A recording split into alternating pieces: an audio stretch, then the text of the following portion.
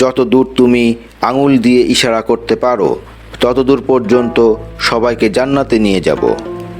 হজরত মুহাম্মদ সাল্লাল্লাহু আলাইহি ওয়াসাল্লাম একদিন হজরত ওমর রাদিয়াল্লাহু আনহুকে বললেন, ওমর, তোমার সময় হজে একজন বান্দা আসবে, তার নাম হবে ওয়াইস, তার বংশ হবে কারুন, গোত্র হবে মুরাদ, রং হবে কালো এবং তার শরীরে একটা সাদা চিহ্ন থাকবে।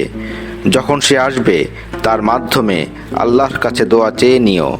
আলী তুমিও, ওমর তুমিও নিও, এবং তবে এটাও জেনে রাখো, ওয়াইসের মতো মানুষ দ্বারা পৃথিবী ভরে গেলেও ওমর এবং আলীর একটা চুলের সমান যোগ্যতা অর্জন করতে পারবে না। কিন্তু এই ঘটনার মাধ্যমে একটা বার্তা সবাইকে জানানোই ছিল মূল উদ্দেশ্য।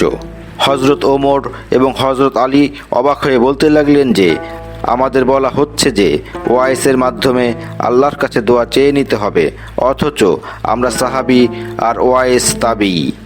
হজরত মুহাম্মদ সাল্লাল্লাহু আলাইহি ওয়াসাল্লাম বললেন, ওয়াইস তার মায়ের এমনই খেদমত করেছে যে সে আল্লাহর দরবারে হাত উঠালে আল্লাহ তার দোয়া কবুল না করে পারেন না, অবশ্যই কবুল করেন। এই বার্তাটা পৌঁছানোই মূল বিষয় ছিল যে মা বাবার সামনে মাথা নত করো, তাদের সেবা করো।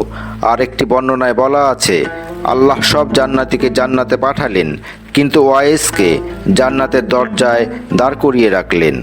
ওয়াইস আল্লাহ তাআলাকে জিজ্ঞেস করলেন, হে আল্লাহ, সবাই জান্নাতে গেল কিন্তু আমি যেতে পারলাম না, আমার কি হবে? তখন আল্লাহ বললেন, তোমার সামনে যত জাহান্নামী দেখছো তাদের জন্য সুপারিশ করো। যত দূর তুমি আঙুল দিয়ে ইশারা করতে পারো তত দূর পর্যন্ত সবাইকে জান্নাতে নিয়ে নিব। মূল কথা, নামাজ, রোজা, হজ, জাকাতি সব কিছু না, মাতা পিতার সেবাই একটি অন্যতম প্রধান ইবাদত। সুবহানাল্লাহ, আল্লাহু আকবার।